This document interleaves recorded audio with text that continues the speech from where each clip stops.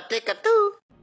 At eto nga't magkakandak na naman ng misa si Father. Siyempre, inumpisahan natin sa pag-agaw ng blue buff.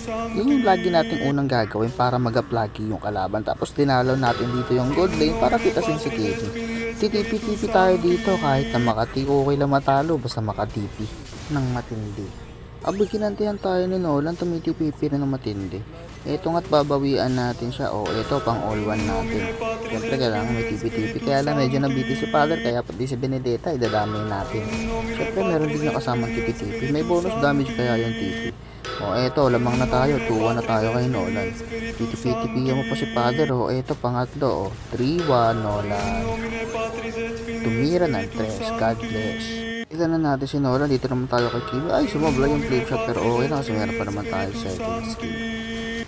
Okay, eto, pangatlo kay Kimi. 3-0. Tumira ng 3. God bless. Naglalakad-lakad tayo dito. Sinanubong ba naman tayo ni Benedetta? Aba, yun, dinamahan tuloy ng matindi.